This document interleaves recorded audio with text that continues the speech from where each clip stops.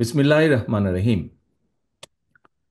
জাতীয়তাবাদী গণতান্ত্রিক আন্দোলন এনডিএম এর অষ্টম প্রতিষ্ঠা বার্ষিকী উপলক্ষে আয়োজিত আজকের এই আলোচনার সম্মানিত সভাপতি জনাব ববি হাজ্জাজ,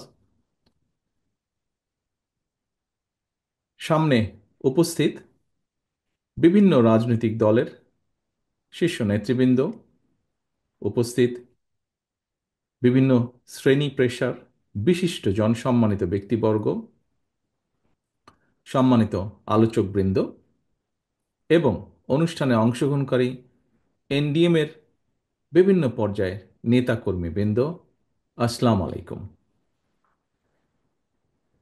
এনডিএম প্রতিষ্ঠার পর এবারই প্রথমবারের মতন আপনারা ফ্যাসিবাদ মুক্ত বাংলাদেশে দলের প্রতিষ্ঠা বার্ষিকী পালন করছেন।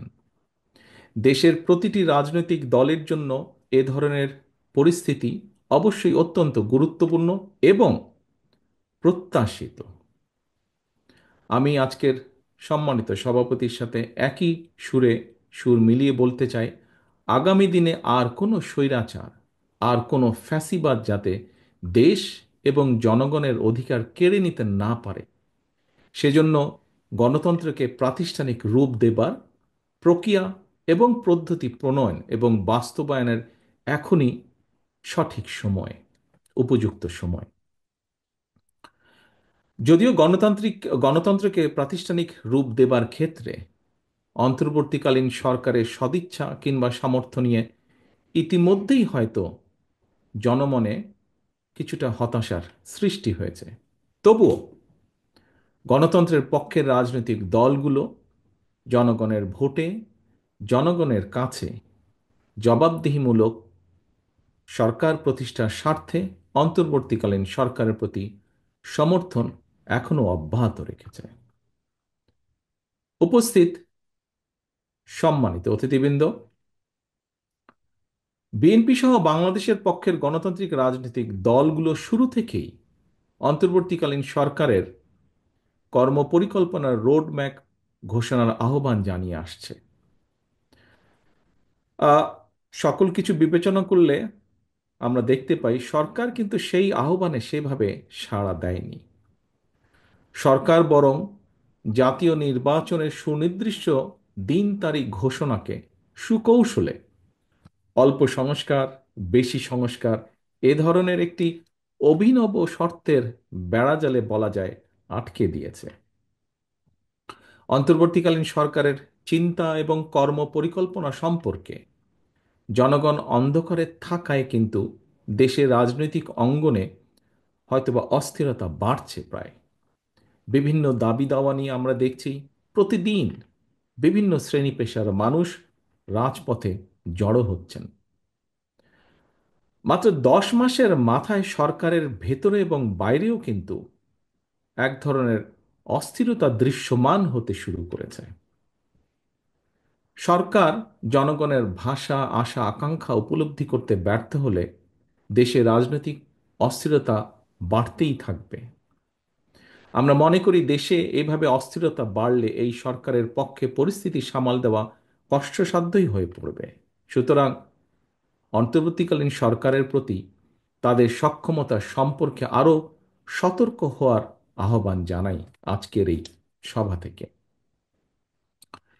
উপস্থিত প্রিয় রাজনৈতিক সহকর্মীবৃন্দ, উপস্থিত সম্মানিত অতিথিবৃন্দ, গণতন্ত্রের পক্ষে রাজনৈতিক দলগুলো যারা দীর্ঘ 1.5 দশক ধরে ফ্যাসিবাদী বিরোধী আন্দোলন সংগ্রামে একসঙ্গে আমরা রাজপথে ছিলাম, অন্তর্বর্তীকালীন সরকারের সামর্থ্য এবং সক্ষমতা সম্পর্কে আমরা এখনো নেতিবাচক মন্তব্য করিনি আমাদের অবস্থান থেকে।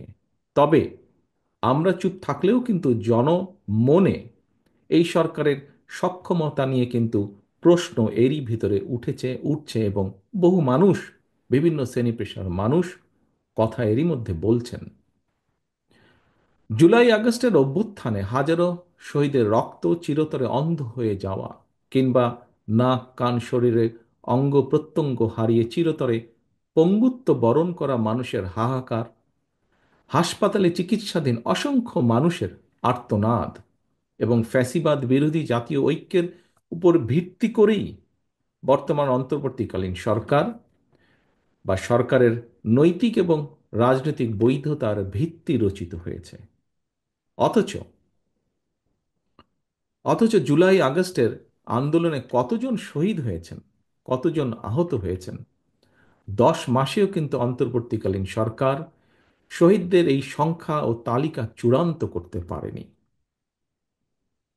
সম্মানিত অতিথিবৃন্দ, অথচ এর বিপরীতে একটু যদি আমরা খেয়াল করে দেখি, আপনাদেরকে আমি অনুরোধ করব একটু গভীরভাবে খেয়াল করে দেখবার জন্য। খুব সম্ভবত 2023 সালের অক্টোবর থেকে আজ পর্যন্ত, এই মুহূর্ত পর্যন্ত যুদ্ধ বিধ্বস্ত গাজায় কতজন মানুষ শহীদ হয়েছেন, কতজন আহত হয়েছেন, এই মুহূর্তে যদি আপনারা গুগলে সার্চ করেন, সেখানে মোটামুটিভাবে হতাহত মানুষের সংখ্যার হালনাগাদের যে তথ্য, সেটি আপনারা দেখতে পাবেন বা পেয়ে যাবেন। অথচ এই মুহূর্তে একজন শিক্ষার্থী অথবা একজন গবেষক যদি জুলাই আগস্টের শহীদদের সঠিক সংখ্যা সম্পর্কে সঠিক কিছু জানতে চান, তথ্য জানতে চান, তারা কি সেই সঠিক তথ্যটি পাবেন? এ ব্যাপারে কিন্তু একটি বিরাট সন্দেহ বা প্রশ্ন রয়ে গিয়েছে। এমন পরিস্থিতিতে গণ অভ্যুত্থানের সরকার রাষ্ট্র ক্ষমতায় থেকে 10 মাসেও যদি জুলাই আগস্টের শহীদদের তালিকা চূড়ান্ত না করতে পারে, না করা যায়, তাহলে সেটি সরকারের সক্ষমতা বহন করে কি না, আজকের সম্মানিত সকল উপস্থিতির সামনে আমি প্রশ্নটি রেখে যাচ্ছি। এখানে আরেকটি প্রশ্ন এসে দাঁড়ায়, সেটি হচ্ছে, সরকার কি তাহলে হতাহতদের ব্যাপারে উদাসীন, নাকি ক্ষমতার মোহে আচ্ছন্ন? এটিও আজকে বহু মানুষের, দেশের বহু মানুষের একটি বড় জিজ্ঞাসা। সম্মানিত অতিথিবৃন্দ, সম্মানিত সভাপতি, জুলাই আগস্টের হতাহতদের সঠিক তালিকা তৈরি করার চেয়েও অন্তর্বর্তীকালীন সরকারের কাছে করিডোর প্রদান কিংবা বন্দর ব্যবস্থাপনা বিদেশের হাতে তুলে দেওয়াটাকেই বেশি প্রাধান্য বলে মনে হচ্ছে, বা তারা বেশি প্রাধান্য দিচ্ছেন বলে মনে হচ্ছে। আমি একই সাথে এই ব্যাপারে সভাপতি সাহেব তার বক্তব্যে যা বলেছেন, তার সাথে একই সুরে সুর রেখে বলতে চাই, আমরা আবারও স্পষ্ট করে জানিয়ে দিতে চাই, করিডোর কিংবা বন্দর দেওয়া না দেওয়ার সিদ্ধান্ত অন্তর্বর্তীকালীন সরকারের অবশ্যই কাজ নয়। এই সিদ্ধান্ত নেবে জনগণের ভোটে নির্বাচিত জাতীয় সংসদ বা জনগণের ভোটে নির্বাচিত সরকার। বর্তমান অন্তর্বর্তীকালীন সরকারের আইনগত এবং রাজনৈতিক বৈধতা নিয়ে হয়তো কোনো প্রশ্ন নেই, তবে এই সরকার কোনোভাবেই জনগণের কাছে জবাবদিহিমূলক সরকার নয়। সুতরাং অন্তর্বর্তীকালীন সরকারের কাছে জনগণের ভোটে জনগণের কাছে জবাবদিহিমূলক সরকার প্রতিষ্ঠাই প্রথম এবং প্রধান অগ্রাধিকার হতে হবে। সম্মানিত সভাপতি, সম্মানিত অতিথিবৃন্দ, সম্মানিত উপস্থিত নেতৃবৃন্দ, সরকার জাতীয় রাজস্ব বোর্ড এনবিআর এর সংস্কার শুরু করেছে। এনবিআর সংস্কারের প্রয়োজনীয়তা নিয়ে আমাদের হয়তো কারোরই কোনো তেমন দ্বিমত নেই, কিন্তু সংশ্লিষ্টদের সঙ্গে আলাপ আলোচনা এবং সুষ্ঠু পরিকল্পনা এবং পরিণত চিন্তা না করে তড়িঘড়ি করে সংস্কার শুরু করে দেওয়ায় কিন্তু পুরো বিষয়টি হিতে বিপরীত হয়েছে, যা এরই ভিতরে আমরা পত্রপত্রিকার মাধ্যমে, সংবাদপত্রের মাধ্যমে পরিষ্কারভাবে দেখতে পাচ্ছি। প্রতিষ্ঠানটির কর্মকর্তারা সংস্কার প্রস্তাবনা এবং পদ্ধতি সম্পর্কে ভিন্ন মত পোষণ করে এরই ভিতরে কিন্তু প্রতিবাদ কর্মসূচি পালন করছেন। এনবিআরের চলমান কর্মসূচির ফলে যথাসময়ে নিয়মিত রাজস্ব আদায় কার্যক্রম বন্ধ রয়েছে।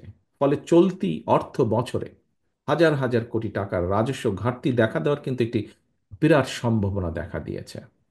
অন্তর্বর্তীকালীন সরকার এখনও তাদের কর্ম পরিকল্পনার অগ্রাধিকার কোনটি, তাদের প্রায়োরিটি নির্ধারণ করতে পেরেছেন বলে কিন্তু মনে করার কোনোই কারণ নেই। অন্তর্বর্তীকালীন সরকার যাই বলুক না কেন, আমরা যদি খেয়াল করে দেখি, দেশে বিনিয়োগ পরিস্থিতিও কিন্তু আশাব্যঞ্জক নয়। সরকারকে আমরা দেখেছি ব্যাপক আয়োজনে বিনিয়োগ সম্মেলন করলেও কাঙ্ক্ষিত বিনিয়োগ কিন্তু আসেনি। দেশি কিংবা বিদেশি বিনিয়োগ পরিবেশের জন্য রাজনৈতিক স্থিতিশীলতা এবং স্থিতিশীল একটি সরকার অত্যন্ত গুরুত্বপূর্ণ। এই বিষয়ে এখানে উপস্থিত সম্মানিত সভাপতি সহ উপস্থিত অতিথিবৃন্দ কেউ দ্বিমত পোষণ করবেন না, আমি দৃঢ়ভাবে বিশ্বাস করি। সুতরাং শুধু জনগণের রাজনৈতিক ক্ষমতায়ন কিংবা জনগণের ভোট প্রয়োগের অধিকার প্রতিষ্ঠার জন্যই নয়, বরং একই সাথে দেশের অর্থনৈতিক উন্নয়নের জন্য দেশি বিদেশি বিনিয়োগ পরিবেশ নিশ্চিত করার জন্য জনগণের ভোটে নির্বাচিত জনগণের কাছে জবাবদিহিমূলক সরকার প্রতিষ্ঠা অত্যন্ত জরুরি। প্রিয় রাজনৈতিক সহকর্মীবৃন্দ, নানা রকম আলোচনা সমালোচনা থাকলেও গণতান্ত্রিক বিশ্বে কিন্তু শেষ পর্যন্ত রাজনীতিবিদরাই রাষ্ট্র পরিচালনা করেন। জনগণকে সঙ্গে নিয়ে, জনগণের সঙ্গে থেকে রাজনীতিবিদ এবং রাজনৈতিক দলগুলো রাষ্ট্র পরিচালনার দায়িত্ব পালনের জন্য নিজেদেরকে প্রস্তুত করে থাকেন। এটি গণতান্ত্রিক বিশ্বের রীতি। সরকার কিন্তু কোনো একটি এলিট ক্লাব কিংবা কর্পোরেট প্রতিষ্ঠান নয়। সরকার অবশ্যই একটি রাজনৈতিক প্রতিষ্ঠান। এই রাজনৈতিক প্রতিষ্ঠানটির সঙ্গে দেশের প্রতিটি নাগরিকের সরাসরি অংশগ্রহণ নিশ্চিত থাকতে হবে। গণতান্ত্রিক রাজনৈতিক সংস্কৃতি এবং ব্যবস্থাকে উপেক্ষা করে যদি বিরাজনীতিকরণকে উৎসাহিত করা হয়, তাহলে হয়তোবা কোনো ব্যক্তি বিশেষ লাভবান হলেও হতে পারেন, কিন্তু শেষ পর্যন্ত রাষ্ট্র, গণতন্ত্র এবং গণতান্ত্রিকামী জনগণই ক্ষতিগ্রস্ত হয়। প্রিয় রাজনৈতিক সহকর্মীবৃন্দ, একটি রাজনৈতিক দল রাষ্ট্র পরিচালনার জন্য ধীরে ধীরে কিভাবে নিজেদেরকে প্রস্তুত করে থাকেন, এর একটি ছোট্ট উদাহরণ আপনাদের সামনে আমি তুলে ধরে আমার বক্তব্যকে শেষ করে আনতে চাই। আমরা সকলেই জানি, পতিত, পরাজিত, পলাতক স্বৈরাচার লুটপাট, দুর্নীতি আর টাকা পাচার করে দেশের ব্যাংকিং খাতকে বলা যায় প্রায় ধ্বংস করে ফেলেছিল। এই ব্যাংকিং খাতকে সংস্কার করার জন্য এনডিএম 22 দফা সুপারিশমালা প্রস্তুত করেছে। এর মধ্যে 9টি দফা অগ্রাধিকার ভিত্তিক সুপারিশ। এনডিএম এর এই 9 দফা সুপারিশ আমার দেখার সুযোগ হয়েছে। সুপারিশগুলোকে আমার কাছে সময় উপযোগী এবং যৌক্তিক মনে হয়েছে, বাস্তবধর্মী মনে হয়েছে। তবে এই যে বিষয়টি যেটি বললাম 9 দফার, বা এই যে অর্থনৈতিক যে ব্যাংকিং সেক্টরে এনডিএম এর যে প্রস্তাবনা, এই বিষয়টি এখানে বলার মূল লক্ষ্য বা উদ্দেশ্য হচ্ছে প্রতিটি রাজনৈতিক দল এভাবেই দল এবং সরকার পরিচালনার দায়িত্ব পালনের জন্য রাজনৈতিক প্রক্রিয়ায় ধীরে ধীরে নিজেদেরকে প্রস্তুত করে তোলে। নিজ নিজ দলের আদর্শ, উদ্দেশ্য এবং প্রস্তাবনার পক্ষে জনগণের ম্যান্ডেট নেয়। জনগণের ম্যান্ডেট পেলে রাষ্ট্র এবং সরকার পরিচালনার দায়িত্ব পালন করে। সুতরাং বিরাজনৈতিকরণ নয়, বরং দেশে গণতান্ত্রিক রাজনৈতিক দল এবং গণতান্ত্রিক বিধিবিধান এবং রীতি পদ্ধতিগুলিকে বরং শক্তিশালী করা অত্যন্ত জরুরি। দেশের সাংবিধানিক প্রতিষ্ঠানগুলোকে শক্তিশালী করা অবশ্যই অত্যন্ত প্রয়োজন, এবং এজন্য প্রয়োজন গণতান্ত্রিক চর্চা। অন্তর্বর্তীকালীন সরকারের প্রতি আবারও আহ্বান জানিয়ে বলবো, পরিস্থিতি অযথা ঘোলাটে না করে জাতীয় নির্বাচনের সুস্পষ্ট তারিখ ঘোষণা করুন। জনগণের ভোটে জনগণের কাছে দায়বদ্ধ সরকার প্রতিষ্ঠা করা না গেলে পতিত, পলাতক স্বৈরাচারকে মোকাবেলা করা সহজ হবে না।